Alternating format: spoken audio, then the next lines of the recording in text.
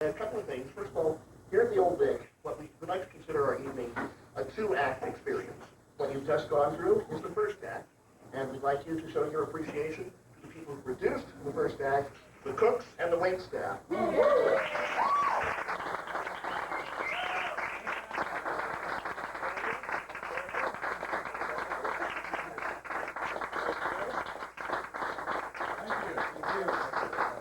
And then there's Heather, who's still running around serving you, and of course Donna behind the bar. Also like to point out there's some other events going on here at the Old Vic these days. On Sunday evenings we have Hooray for Hollywood, which is a compilation of all of the tunes that Hollywood has made famous that we all know and love. It's a toe-tapping evening, and I think you'd enjoy it. So please come on down and see that as well. Starting next weekend, we're performing an adaptation of Agatha Christie's The Mousetrap. Yes. I'm sorry.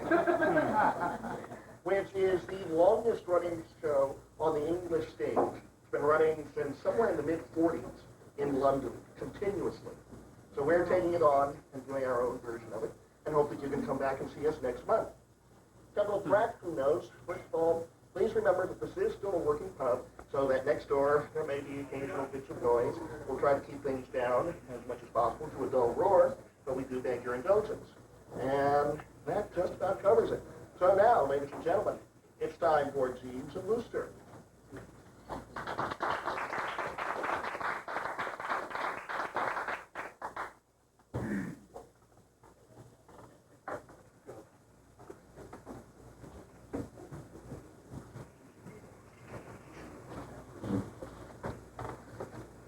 Hello, I'm Bertie Wooster. I don't mind confessing to you that the heart has been, well, particularly heavy of late. You see, I was to lunch with Aunt Dahlia, and despite the fact that Anatole, her outstanding chef, had fairly outdone himself in the matter of the bill of fare, I'm bound to say the food was rather turning to ashes in my mouth. You see, I had some bad news to break to Aunt Dahlia. A prospect to take the edge off of anyone's appetite.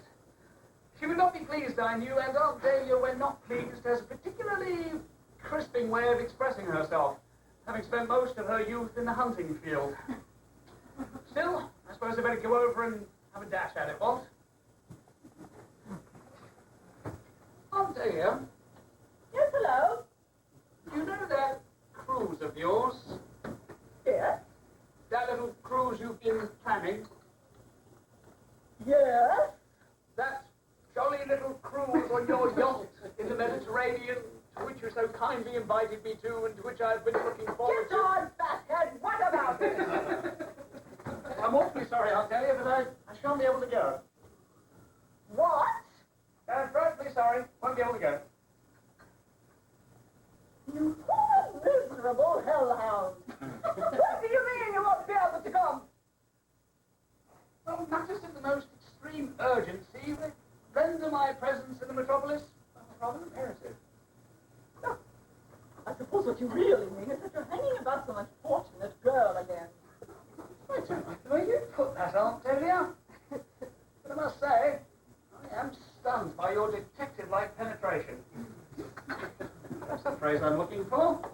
Still, you have guessed my secret, Aunt Dahlia. I do indeed love. Who is she? Christian name, Lavis. Surname, Pendlebury. She spells Lavis with a W. With a G, you mean? With a G and a W. Not Gladys. That's right. Oh, Bertie! You stand there and tell me you haven't enough sense to steer clear of a girl who calls herself Gladys. Now listen, Bertie. I'm an older woman than you are. Well, you know what I mean. And I can tell you a thing or two. And one of them is that no good can come of association with anything labeled Gladys. Or Isobel. Or Catherine. Or Maysbel. Or Axel. But particularly Gladys. What likely to find? Female, I saw driving you at 60 miles p.h. in the park the other day. In a red two-seater. Yeah, she did drive me in the park the other day, actually. Rather a hopeful sign, I thought. Oh, and her Wigan 7 is red. She'll probably break your silly fat neck before she can get you to the altar. That's some consolation. Where did you meet her? At a party in Chelsea. She's an artist. An artist? Yes, Aunt Dahlia, she's an artist. And I love her. In fact, I've penned a little tune, actually. Still a bit of a work in progress, but it's all original. I'll sing it for you, shall I? No.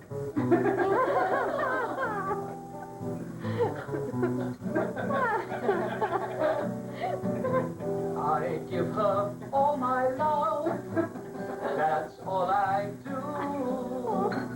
And if you saw my love, you'd love her too. I love Gladys. What matter? She gives me everything, and so tenderly. The kiss my Gladys brings, she brings to me. I love Gladys. I really love her, Aunt Dahlia.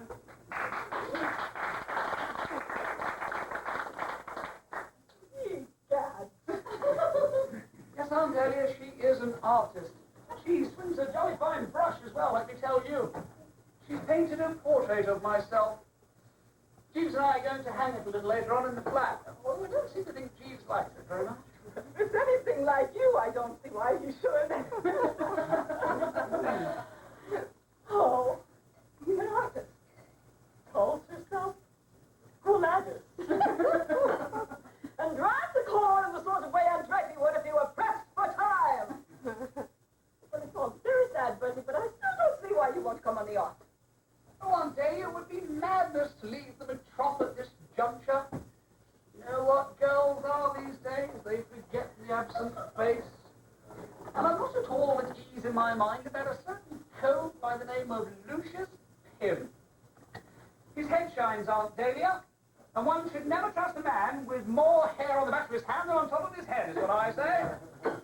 And he's an artist, which forms a bit of a bond.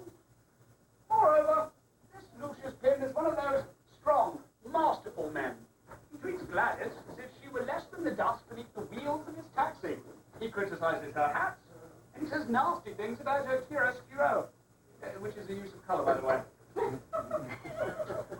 I've often noticed that this seems to fascinate young women, being treated like this, and me being more of the parfait, gentle knight, as it were. Well, I'm rather bound to come out of the wrong end of the stick, aren't I? So, taking all these things into consideration, Aunt Dahlia, I could not possibly dash off to the Mediterranean and leave this Pym a clear field. Certainly you understand that, Aunt Dahlia?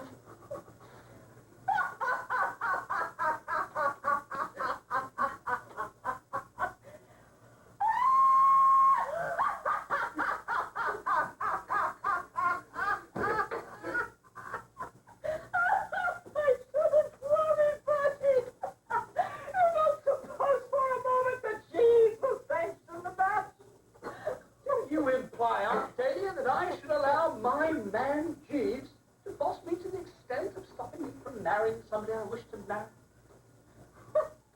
He stopped you wearing mustache, didn't he? And purple slugs. And soft-fronted shirts with dress clothes. Well, that's an entirely different matter, Aunt Dahlia. Well, I'm prepared to make a small fetch with you, Bertie. Jeeves will stop this match. Well, absolute rot. And if he doesn't like that portrait, he'll get rid of it.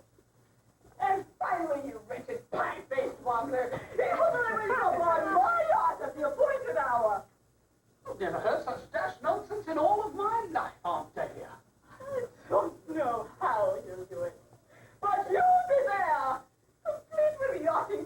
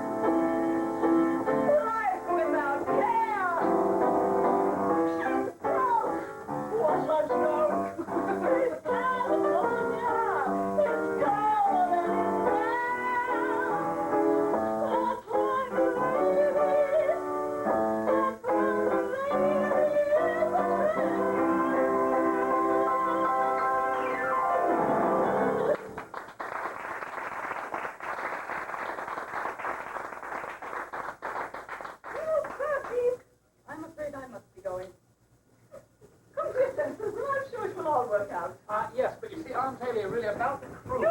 Bertie! But I was... There's no reasoning with her when she's in a mood like this, you know, Jeeves. Will that be all, sir? Ah, Jeeves. Yes, there was just one thing, rather.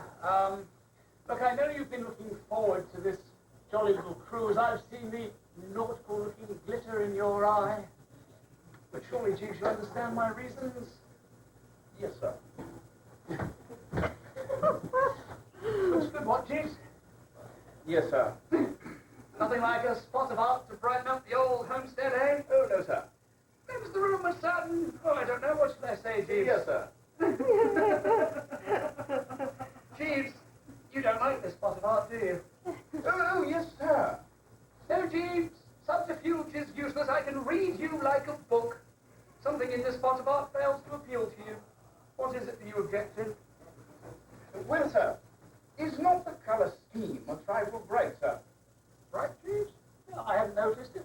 What else don't you like? Well, sir, in my opinion, Miss Pendlebury has given you a somewhat hungry expression. Hungry, Jeeves? Like that of a dog regarding a distant bone, sir. Good God, Jeeves, there is nothing whatsoever in this portrait resembling a dog regarding a distant bone. The look to which you allude to, Jeeves, is wistful, and it denotes soul. I see, sir.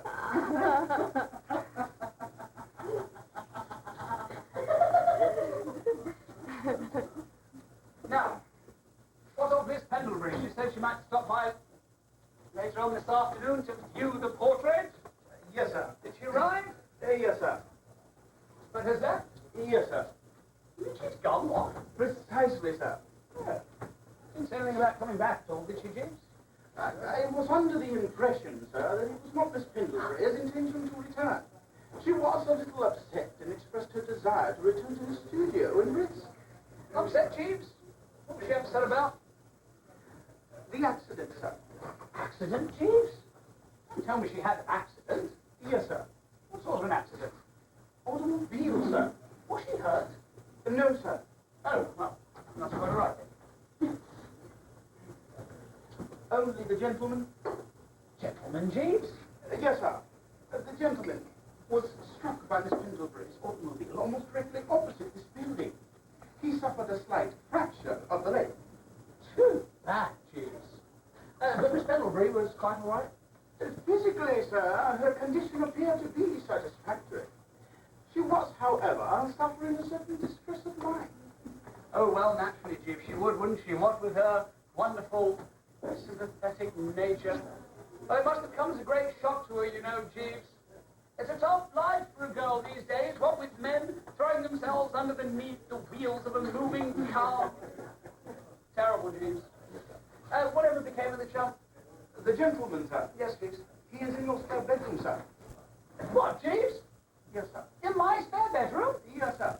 It was Miss Pendlebury's intention that he should be taken there.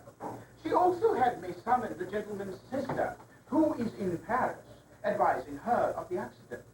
I also summoned a medical man, who is of the opinion that the patient should remain, at least for the time being, in the status quo.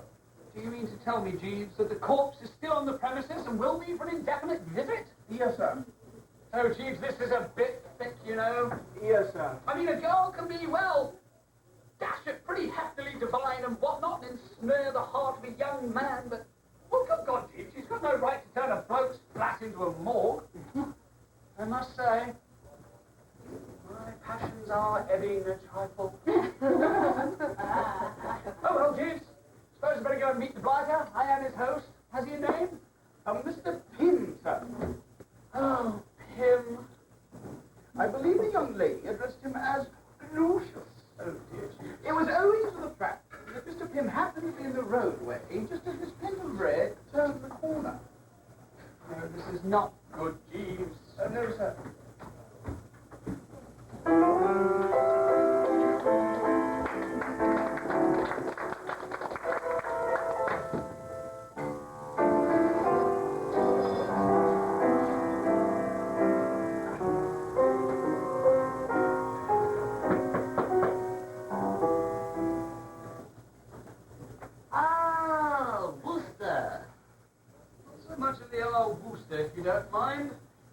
can you be moved? Oh, in a week or so, I fancy. In a week? Or so. For now, the doctor insists on perfect quiet and repose. So forgive me if I ask you not to raise your voice, Bertie. A hushed whisper is the stuff to give the truth, what ho? Now, about this accident, we must come to an understanding. Are you quite sure you can't be moved? Oh, absolutely. The doctor said so. Right, I'm going to get a second opinion. Ah, useless, my dear fellow. He was most emphatic. Evidently a man who knew his job. Oh, indeed. Oh, but don't you worry about me being comfortable here. I shall be quite all right. I rather like this chair. However, my sister will be arriving tomorrow. She will be greatly upset. I am her favorite brother. You are? I am. And how many of you are there? 6. And you would be her favorite? I am. Oh, dear. She married a bird named Slingsby. Perhaps you've heard of him. Slingsby's superb soups. He practically rolls in money. Oh, but could I give him to lend a trifle or two from time to time to a needy brother-in-law? No, sir. But that is neither here nor there. No. The point of the matter is, my sister, Beatrice, loves me devotedly. And if she finds out that it was Gladys who did this to me, she will generally persecute and prosecute and bite 4 little pieces out of poor little Gladys. So I'm counting on you as a man of honor to keep your mouth shut. Oh, certainly, sir. Oh, Sven. I'm glad you grasped the point so well. You're not the fool that people take you for. You take me for a fool, Pip. Oh, don't people? Well, anyway, that's settled. Unless I can think of something better, I shall tell my sister that I was knocked down by a car which drove off without me getting it. Fair enough. And now perhaps you better leave me. The doctor did insist on perfect quiet and repose. Yes, but I wanted to work with you. And besides, I must get back to my story. But you see, it doesn't really look that The villain has dropped a cobra down the heroine's chimney, and I must be at her side. I'm sorry. That'll be all for now. Yeah. I'll call if I need anything.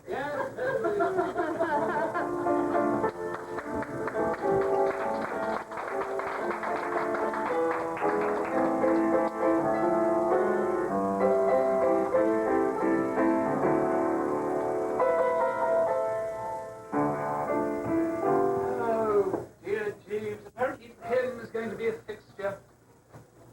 Yes, sir. For the nonce at any rate, and tomorrow we shall have his sister here, a Mrs. Slingsby of Slingsby's Superb Soups. Yes, sir. I contacted Mrs. Slingsby shortly before 4, sir. I assumed her to have been in a hotel room in Paris. She will no doubt take the early boat early tomorrow afternoon. That should put her in Dover in time for the railway journey, which would last about an hour, putting her in London. I would Yes, think...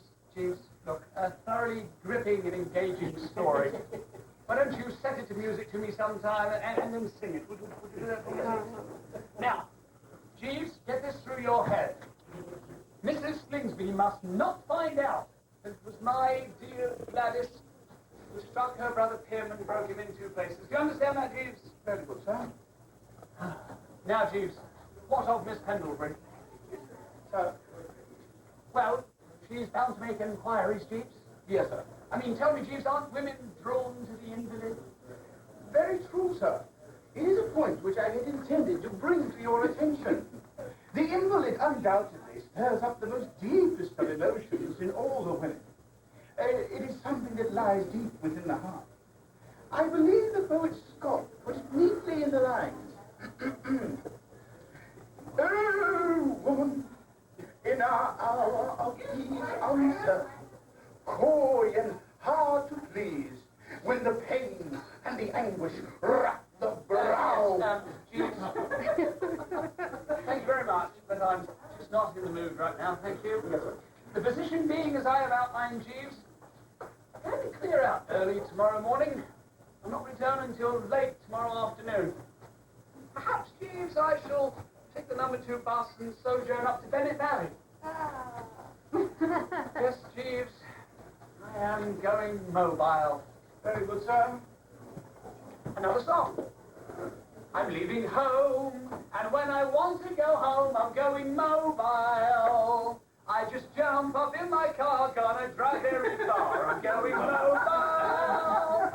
Keep me moving.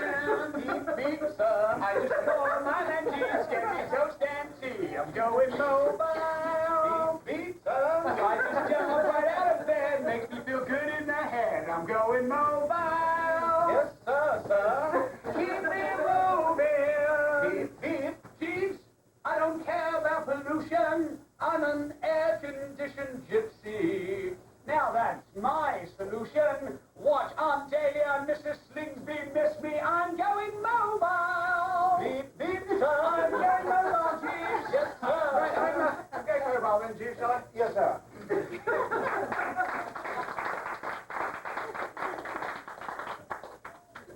It is better, is it not, Jeeves? Indubitably, sir. Yes, I do believe it is, and get away and get some tone in my system. For my system is in great need of a good dollop of toning right now. Yes, sir. I leave the house in your charge, Jeeves. Very good, sir. Convey my regrets and sympathies to, Lavis. Tell her I was called away on business or something, will you, Jeeves? Very good, sir.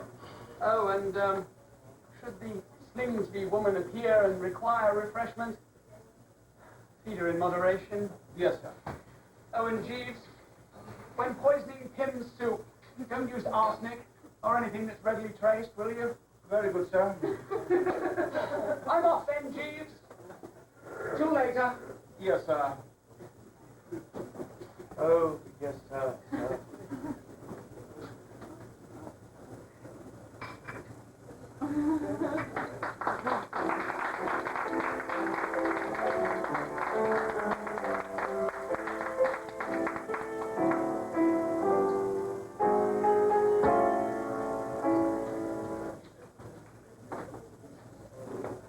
Well, it was late when I returned from my little visit to Bennett Valley. And I must say, what with the good, clean air giving my system a good dollop of toning which it sorely needed, well, I had some very good sausage rolls and a nice pint at this little pub I found called the Old Vic at 729 4th Street in downtown Santa Rosa. Yes, optimism was beginning again to swell in the bosom of B.W. Wooster. Gladys was bound to see the folly of her ways in entrusting her life's happiness to a man who hadn't the sense to move out of the way of a moving car when he saw one. Oh, yes, I'm back and feeling in good spirits. Especially as I believe I hear Jeeves approaching, and he has divined my wishes and brings me my favorite adult libation. Thank you, Jeeves. Welcome, sir. Oh, good to be home. Yes, sir. Tell me, what has happened in my absence, Jeeves? Did, Miss Pendlebury stop by? Yes, sir. About 2 o'clock, sir. Oh, and, left? Yes, sir. About 6, sir. Oh. And, what of, Mrs. Slingsby? Mrs. Slingsby arrived shortly before 8, sir, and departed again about 10 o'clock, sir. Oh. Agitated, Jeeves? Yes, sir. Particularly when she left, sir. She was very desirous of seeing me. See me, Jeeves? Yes, sir. Oh, probably wanted to thank me, did she, broken leave, for ever so courteously giving her brother a place to hang his gammy leg, what? Possibly, sir. On the other hand, she did allude to you in terms suggestive of disapprobation, sir. What, Jeeves? Fabulous idiot! Was, I believe, the term she employed, sir? This idiot, Jeeves? Yes, sir. I shall have to take a look into this. Is, him asleep? No, sir. He rang just a few moments ago, inquiring if we had a brand of cigarette in the flat. Oh, he did he? Yes, sir. I see the accident has not affected his nerve at all. No, sir. Right, I'm off to go and see this lighter.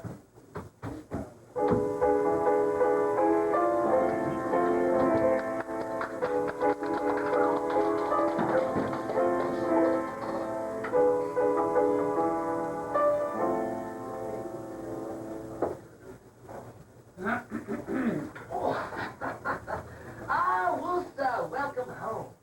I say, in case you were worried about the type, the hero got at it without the villain's knowledge and extracted its poisonous fangs. Never mind about pythons, Pim. Well, you've jolly well got to mind about cobras, or pythons for that matter, especially if they haven't had their poisonous fangs extracted. Look, I want to word with you about this Ask mistake. anyone. My sister dropped by. She wants to have a word with you. Yes, I think I'd like to have a word with her as well. Splendid. Two minds with but a single thought. Well, remember that story I was to tell her? Yes, Ben? Well, fortunately, I thought of something much better. Oh, good. Folks don't go knocking other fellas down and driving on without leaving their name and number. The whole story simply wouldn't have held water for a minute. No? So I told her that you did it. Yes, I told her that you did it in your car, much more likely. Oh, certainly. However, I made it as easy for you as I could, telling her that you were a bit pickled at the time. Some other fellas might not have thought that. Still, she isn't any too pleased with you. Oh, she isn't. No, she isn't. Frankly, if you want anything like a pleasant interview with her tomorrow, I suggest you sweeten her a bit by sending her some flowers.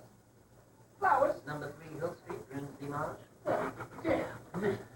My sister Beatrice is rather a tough egg when roused.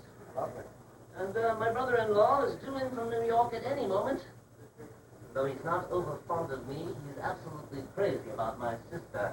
And she will have at him for torts and malfeasances and whatnot, and get pumping damages. So I strongly suggest that you gather ye rosebuds while ye may, and bung them over to number 3 Hill Street, Grimsby Marsh. Lest the case of Wooster versus Slingsby be on the court docket before you can say, what hope? You know, it's a pity you didn't think of this before, Pim. You aren't upset? Oh, no, not of course. Splendid, I'm glad you see things my way. So a court of assorted roses, a tactful word or two, a friendly smile, and she'll have melted before you can say your name. Still, I wouldn't let the Slingsby character catch you at it. He's rather jealous where my sister Beatrice is concerned. Frankly, I think it's because she resembles me so much. No, I'm doubting that. So, be careful. But, for now, perhaps I'd better rest. Yes. Now, about Yes, today. Doctor. Ooh, Doctor did insist on quiet and repose. Yes, you see, I I really saw... should be. But it's time for night-night. Yeah, I'm not going to win this one, am I? Like that. Glad to see him go.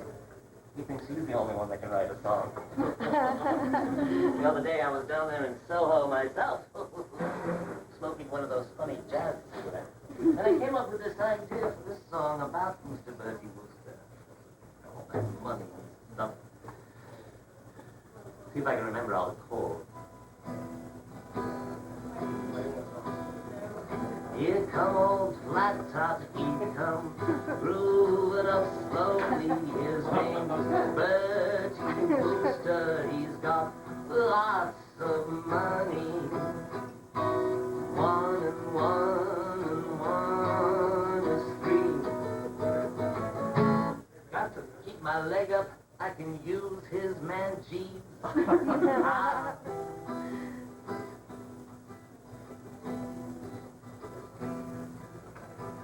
He gives no warning, he's got walrus gumboot.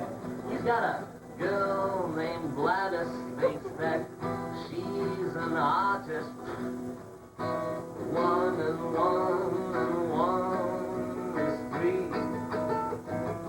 Got to be a joker, 'cause he likes what he sees come together right now.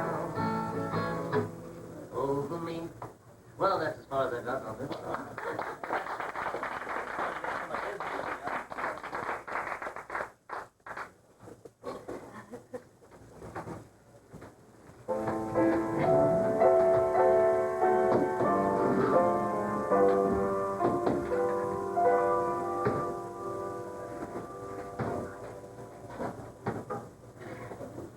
Well, I must say, I didn't like this situation one bit. Lucius Pym is not a man that I'm particularly fond of. In fact, given the choice between Lucius Pym and a cockroach for a walking companion, the cockroach would win by all 6 legs. Still, his advice about the flowers seemed to be good. So, I took heed. Still, I can't help but if I'm being played out like a dull cricket bat. Mr. Slingsby. Mr. Slingsby, Jeeves? That is my name. Oh, got back from America, didn't we? I landed this morning. A little earlier than you suspected, sir. So I imagine. Excuse me, Jeeves. Very nice to meet you, sir. Oh, you will not be for long. Oh, can I offer you a drink? No. A cigarette? No. One of my fine Polish chairs? No. Don't grin at me, sir. Now to business. I think I need scarcely tell you why I am here. No. It's the little matter, I suppose, eh? Little matter? So, you consider this a little matter, do you? Well, yes. Well, let me tell you, sir, that when I discovered that during my absence from the country, a man had been annoying my wife with his importunities, I consider it anything but a little matter, and I shall endeavor to make you see the thing in the same light. Your wife? You heard me. Ah, there must be some sort of mistake. There is, you made it. No, you see, I don't know your wife. Huh. No, really, I've never met her. No, honestly, I don't know your wife. Bah! Do you deny that you sent her flowers? Oh, well, of course, yes, the flowers. So Yes, flowers, sir. Roses! Great, fat, beastly roses! Enough of them to sink a ship. Your card was attached to them with a small pin. yes, of course it would be if I sent them, wouldn't it? I mean, Yes! No!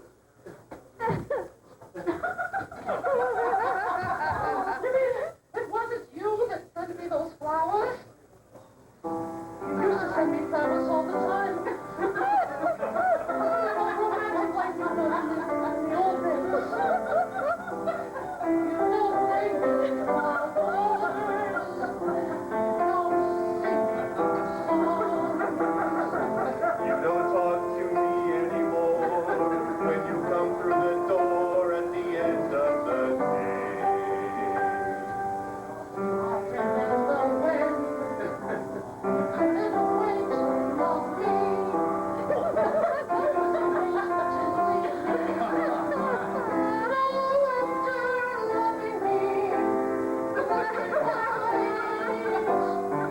When it's good for you and you're feeling alright.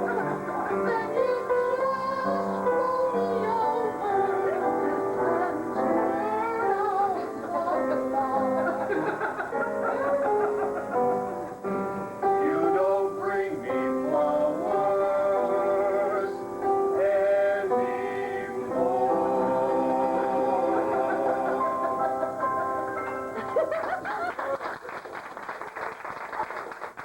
that's why I'm leaving you. Oh, Goo! I love you as much as ever. I'm so sorry. I fancy I heard a noise, sir. Quite possibly, Jeeves. No! Mr. Slingsby, I fear. Sir? Yes, Mr. Slingsby practicing Russian dances or something. I rather think he's fractured a limb or two. Perhaps you better go back and take a look, eh, Jeeves? Very good, sir. Oh, Jeeves, if he is the wreck that I imagine, kindly put him in my bedroom and call for a doctor, will you? Yes, sir. House is filling up rather nicely with pins and various units of the Slingsby family, what? Yes, sir. I think the supply is just about exhausted, but should any more aunts or uncles or cousins by marriage just happen to drop by and break their necks or something, let them out on the Chesterfield, will you, Jeeves? Very good, sir. And now, Jeeves, I believe that I am off. Wire me in Paris when I arrive, will you? Yes, sir. Oh, Jeeves, spare no effort to mollify these birds.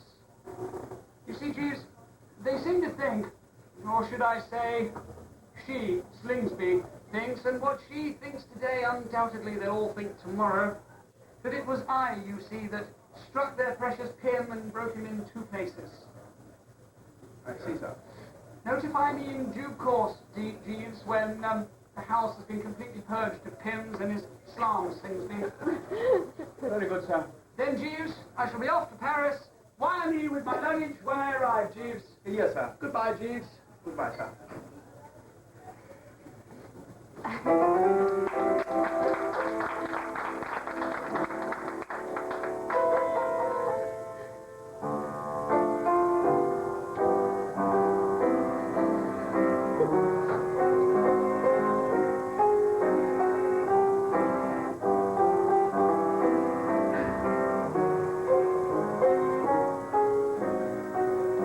Oh, good God, not here. Oh, sir, I am glad to see you back. Yes, Jeeves, undoubtedly. What's all this? The posters, sir. I wondered if you'd observed them, sir. Observed them, Jeeves? How can I not have observed them? They're all over bloody London. Striking, sir?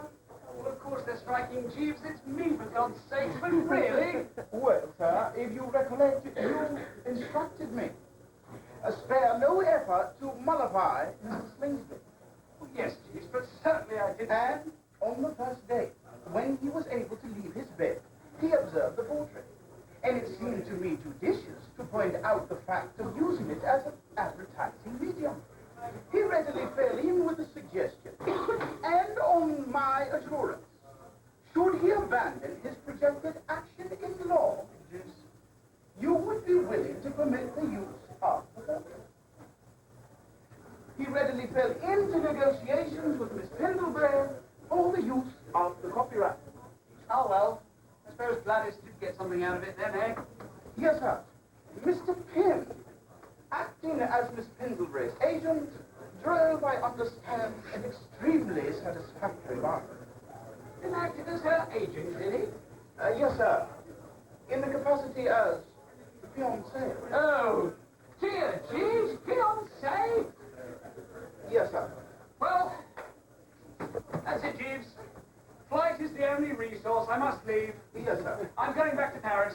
I should not recommend the move, sir. No, Jeeves? The posters are about to arrive in that city as well. The sight would be a painful one for you, sir. Mr. Slingsby commands a large sale in France, advertising the Bouillon Supreme. Well, where then, Jeeves, can I go? If I might make a suggestion, sir. Yes, Jeeves. Why not adhere to your original intention of sailing the Mediterranean, Mr. Trevor? Brilliant idea, Jeeves, but the yacht left weeks ago. It could be anywhere by now. No, sir. No? The cruise was postponed owing to the chef Anatole encountering influenza.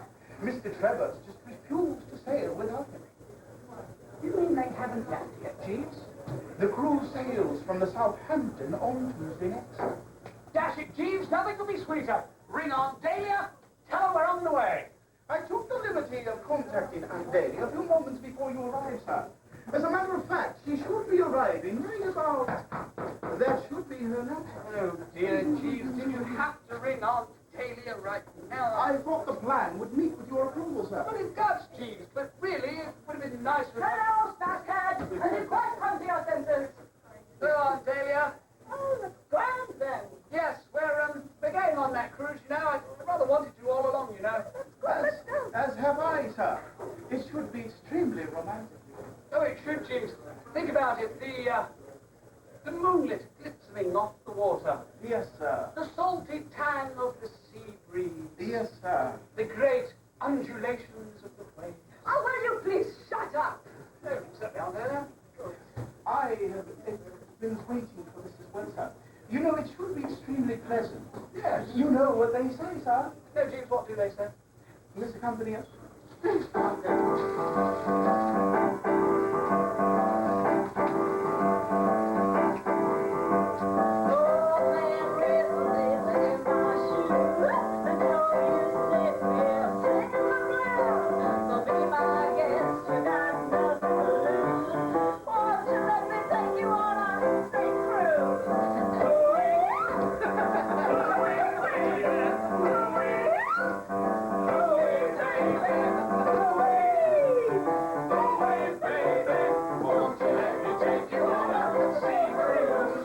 feel like jumping.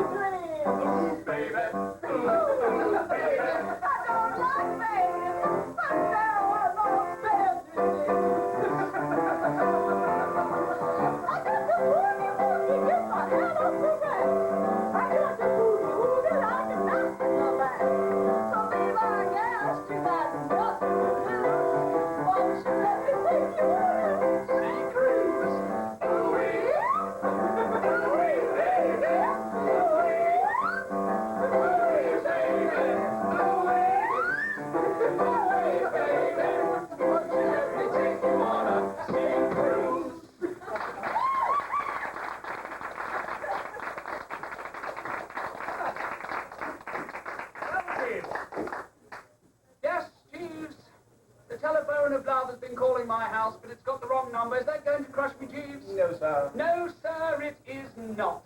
So what I say is yo-ho-ho, and a bottle, eh? You're very good, sir. In fact, I should go one step further, Jeeves, and say yo-yo-ho, and give me a bloody great big bottle of rum, will you? Very good, sir. I will fetch that for you immediately, sir. Thank you, Jeeves.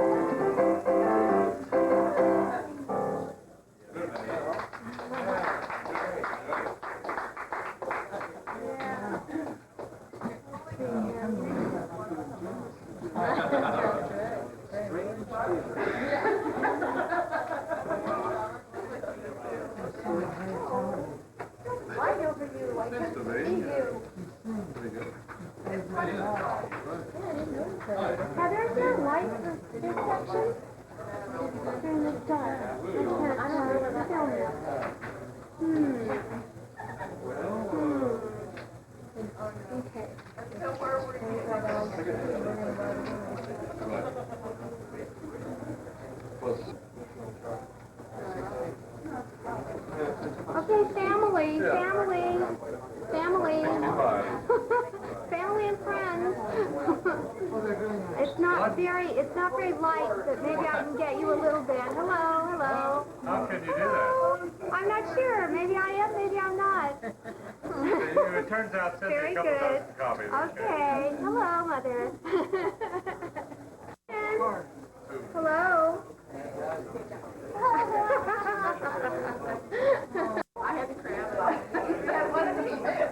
Wendy. Yes. Hello, you too. Oh, hi, were The you... light is probably really awful, and I probably will just get your silhouette, but oh well. I tried.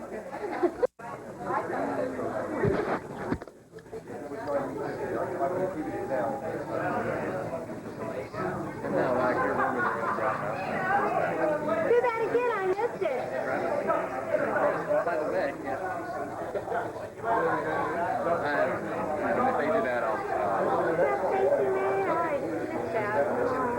Missed that really sophisticated tongue